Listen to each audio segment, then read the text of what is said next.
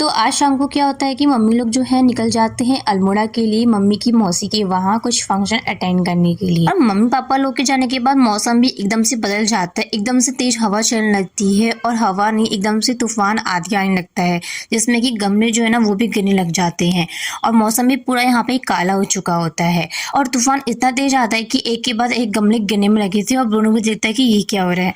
तो फिर मैं चली जाती हूँ, यहाँ पे ब्रूनो की बॉल भी गिरी होती है वो भी दे देती हूँ और गमले भी उठाने लग जाती हूँ। और जो ये पेड़ है ना इसमें इतने कांटे थे कि उठाने में भी मेरे हाथ में 2-3 कांटे चुप ही गए थे। तो अच्छे से मैं यहाँ पे गमलों को उठा के यहाँ पे रख देती हूँ। और उसके बाद साथ साथ में तूफान तो आ ही रहा था और साथ में इतनी तेज बारिश भी आ जाती है। जो गमले मैंने उठाए थे ना वो फिर से गिर गए होते हैं और इस बार तो ज्यादा नुकसान कर दिया होता है, मिट्टी मिट्टी कर दी होती है। तो बारिश इतने दिन से आ नहीं रही थी और आई तो पूरा तूफान लेकर आई। तो यहाँ पे तो तूफान आने में लगा था, इसलिए मैं यहाँ पे अंदर आ जाती हूँ शाम की तैयारी करने के लिए, जहाँ पे कि मैं आलू भिंडी ले आती हूँ काटने के लिए। और ना मैं यहीं पर ही बाहर वाले रूम पे ले आती, क्योंकि यहाँ से बाहर का मौसम इतना अच्छा दिख रहा होता है और ठंडी ठंडी हवा यहाँ पे आ रही होती है कि मैंने फैन भी नहीं चलाया होता है। और मैं ना बार बार बाहर देकर जा रही होती हूँ, क्योंकि मेरे को चिंता होने में लगी थी कि मम्मी पापा लोग अब भी निकले अल्मोड़ा के लिए, क्योंकि बारिश के समय ना मौसम बहुत खराब हो जाता है और मम्मी लोग यहाँ पे शाम को निकले। तो बस मुझे यहाँ पे चिंता लगी थी कि बस वो अच्छे से पहुंच जाए। तो भिंडी काटने के बाद मैं फटाफट यहाँ पे आलू छील देती हूँ और आलू जो है ना इनको मैं भिगो के रख देती हूँ, क्योंकि इसके बाद मुझे पूजा करने जाना था तो तब तक का आलू यहाँ पे काले जाते इसलिए। तो सब्जी काटने के बाद मैं मंदिर में आ जाती हूँ यहाँ पे बत्ती जलाने के लिए। और अभी लाइट भी नहीं थी, क्योंकि मौसम खराब हो जाता है तो लाइट भी भगा देते हैं और पता नहीं कब आएगी। तो मैं पूजा कर ही रहती हूँ, उतने में लाइट भी यहाँ पे आ जाती है। तो पूजा करने के बाद मैं यहाँ पे आ जाती हूँ किचन में आटा गूंदने के लिए और फटाफट आटा गूंद के मैं यहाँ पे लग जाती हूँ सब्जी की तैयारी करने के लिए। तो यहाँ पे जो है आलू मैंने यहाँ पे काटे होते हैं, तो आलू पकने में टाइम लगता है, इसलिए पहले मैं आलू को फ्राई कर देती हूँ, उसके बाद मैं यहाँ पे सब्जी बनाती हूँ। मम्मी पापा घर में होते ना तो मैं एकदम मजे में रहती हूँ, क्योंकि कोई टेंशन नहीं होती, सारा काम मम्मी पापा ही कर देते हैं। पर जब मम्मी पापा नहीं होते ना तो यहाँ पे करना ही पड़ता है मेरे को, क्योंकि यहाँ पे मुझे भोग बनाना पड़ता है इसलिए। तो यहाँ पे मैं फटाफट जो है भिंडी की सब्जी बना देती हूँ और भिंडी की सब्जी यहाँ पे मेरी पक रही होती है, साथ में फटाफट मैं यहाँ पे रोटी बनाने लग जाती हूँ। तो पहले मैं फटाफट यहाँ पे भोग के लिए बेल लेती हूँ, उसके बाद मैं यहाँ पे अपने दोनों शेरों के लिए फटाफट रोटी बना लेती हूँ, क्योंकि उन्हें भी भोग लग जाती है। तो आज मैं यहाँ पे भोग के लिए रोटी नहीं, यहाँ पे घी के पराठे बना रही हूँ कान्हा जी के लिए। तो पराठे मेरे यहाँ पे बन चुके होते हैं और सब्जी भी बन चुकी होती है। तो मैं मंदिर में आ जाती हूँ भोग लगाने के लिए। तो जब तक का मंदिर में भोग लग रहा था तो तब तक का मैं यहाँ पे किचन और चूल्हा पूरा अच्छे से साफ कर लेती हूँ, क्योंकि रोटी बनाने के बाद चूल्हा जो है गंदा हो जाता है। तो यहाँ पे मैं अच्छे से पूरा किचन को चमका देती हूँ और अच्छे से साफ कर देती हूँ। उसके बाद मैं आ जाती हूँ मंदिर में यहाँ पे कान्हा जी का बिस्तर लगाने के लिए, क्योंकि कान्हा जी का यहाँ पे सोने का टाइम हो गया था। तो यहाँ पे मैंने मटके का पानी ढक कर रख दिया होता है और यहाँ पे साइड में मैंने फैन चला दिया होता है और उसके बाद लाइट बंद करके मैं यहाँ से बाहर आ जाती हूँ। इसके बाद ना मैंने अपना यहाँ पे खाना खा लिया होता है और फिर जो किचन में बचे कुछ बर्तन होते हैं ना मैं उनको यहाँ पे मलने आ जाती हूँ। तो अगर आपको वीडियो पसंद आए ना तो लाइक शेयर एंड सब्सक्राइब जरूर करें।